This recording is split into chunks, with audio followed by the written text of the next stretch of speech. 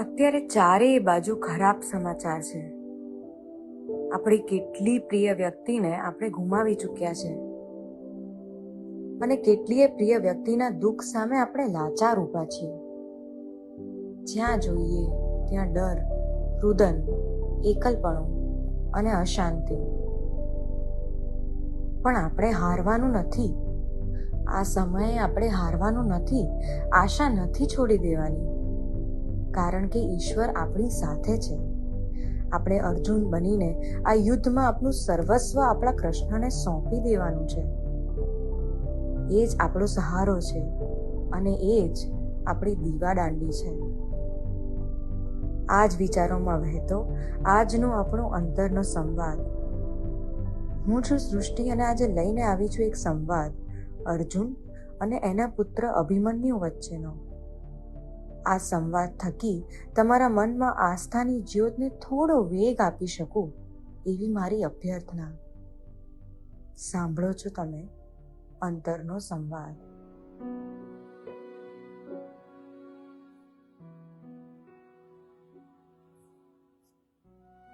મહાભારતનું યુદ્ધ શરૂ થવાનું હતું એ દિવસે સવારે ઉગતા પોરે અર્જુનને ધ્યાનમાં બેઠેલો જોઈ અભિમન્યુ અચંબામાં પડ્યો. અર્જુન ધ્યાનમાંથી ઉઠ્યો તો જોયું કે સામે દીકરો 100 પ્રશ્નો લઈને ઊભો છે. શું થયું અભિમન્યુ? સવાર સવારમાં તારા મુખ પર પ્રશ્નપત્ર કેમ છપાયેલો છે? પ્રશ્ન તો હોય જ ને પિતાજી. આજે યુદ્ધ આરંભ થવાનું છે અને તમે આમ ધ્યાનમાં સમય વિતાવો છો. તમારે ધનુર્બાજીનો અભ્યાસ ન કરવો જોઈએ? અભ્યાસ તો કરવો જ જોઈએ ને અભિમન્યુ. પણ આ સમયે સૌથી વધારે અગત્યનું એ છે કે હું મારા મનને સ્થિર રાખું અને મારા કૃષ્ણમાં આસ્થા રાખું. યુદ્ધ આંગણે ઊભું હોય તો મન સ્થિર કેમનું રહે? સામો પ્રશ્ન આવ્યો. ધ્યાનમાં લીન કેમ ના થવાય? આસ્થા કેમની રહે? મને તો ગઈકાલે આખી રાત ઊંઘ જ ન આવી એમ વિચારીને કે આજે શું થશે. એક બાજુ કાકાશ્રી પર ક્રોધ આવે અને બીજી બાજુ મામાશ્રી પર. માં કહેતી હતી કે મામાશ્રી ઈશ્વરનું સ્વરૂપ છે, તો પછી એ યુદ્ધ કેમ થવા દે છે? એ યુદ્ધને રોકી કેમ નથી લેતા? અને જો મામાશ્રી ખરેખર ઈશ્વરનો સ્વરૂપ હોય તો મને આજ પછી પ્રાર્થના કરવાની ઈચ્છા જ નહીં થાય. ઈશ્વર આમ કેવી રીતે કરી શકે આપણી સાથે? આમ ઉત્પાતના આંગણે ઊભા હોઈએ અને ઈશ્વર જોયા કરે? એવું કેવી રીતે ચાલે?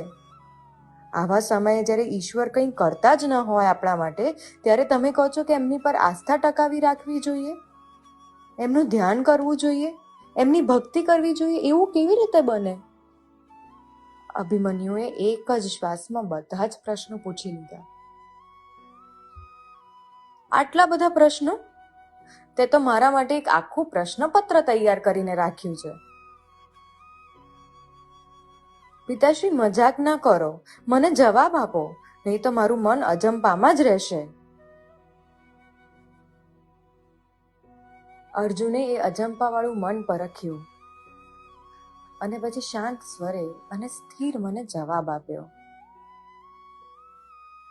તારા પહેલા પ્રશ્નનો જવાબ. યુદ્ધના આંગણે ઊભા હોઈએ અને સ્થિર કેવી રીતે રહેવાય? દીકરા, યુદ્ધમાં શાંત રહી શકીએ, પોતાની સ્વસ્થતા જાળવી શકીએ, એ માટે જ તો આખી જિંદગી આપણે મહેનત કરવાની છે. એટલે જ્યારે યુદ્ધ ન થતું હોય, જ્યારે જીવન સીધા પાટે ચાલતું હોય, ત્યારે મન કેળવવાનો પ્રયાસ કરવો જોઈએ. એટલે જ રોજિંદા જીવનમાં પ્રાર્થના, ભક્તિ અને ધ્યાનનું મહત્વ છે.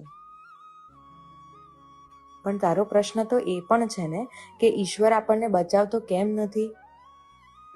એ ઉત્પાત કેમ થવા દે છે? છો પુત્ર, ઈશ્વર તો વિતરાગી છે, વૈરાગી છે. એ માત્ર આપણા સારથી છે. આપણને રાહ ચીંધી શકે, જ્ઞાન આપી શકે, દર્શન આપી શકે, પણ હથિયાર તો ઈશ્વર ન ઉઠાવે. કારણ કે જો એ હથિયાર ઉઠાવે તો એ કર્મચક્રમાં હસ્તક્ષેપ કરે છે અને એવું તો એ વૈરાગી ઈશ્વર કેમ ન કરે? આ યુદ્ધ એ આપણું કર્મ છે, એટલે એ આપણે ભોગવવાનું છે. તારા મામાશ્રી આ યુદ્ધમાં આપણા સારથી બન્યા છે, એનાથી મોટું પુણ્ય આપણું કંઈ હોઈ જ ન શકે. બસ એટલે જ એમનામાં આસ્થા રાખવાની છે. અને એ જ તારા ત્રીજા પ્રશ્નનો જવાબ, કે આવા સમયે આસ્થા કેવી રીતે રહે? દીકરા, સારા સમયે ઈશ્વર પર શ્રદ્ધા રાખવી એ કંઈ મોટી વાત નથી. ખરી પરીક્ષા તો આપણે ખરાબ સમયમાં કેવી રીતે વર્તીએ છીએ એની હોય છે.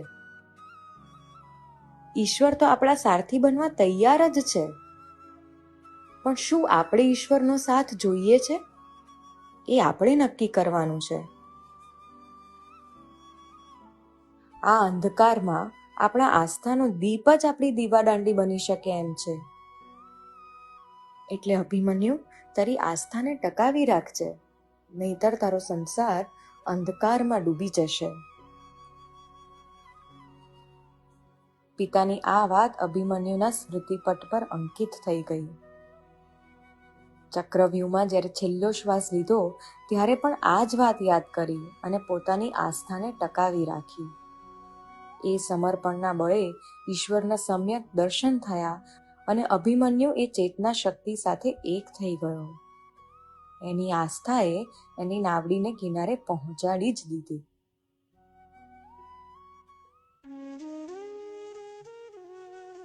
આપણે બધા પણ અત્યારે એક નાવડીમાં છીએ અને દરિયો ગાંડો થયો છે. ઊંચા મોજા જાણે આપણને ગળી જશે એવું સતત લાગ્યા કરે છે. પણ આ વાવાઝોડામાં આપણે આપણી આસ્થાને ટકાવી રાખવાનો પ્રયત્ન કરવો જ પડશે. કારણ કે જો ઈશ્વર આગળ કરેલો આ દીવો પણ ઓલવાઈ જશે તો આ સૃષ્ટિની ઉર્જા કાયમી લોકડાઉનમાં જતી રહેશે.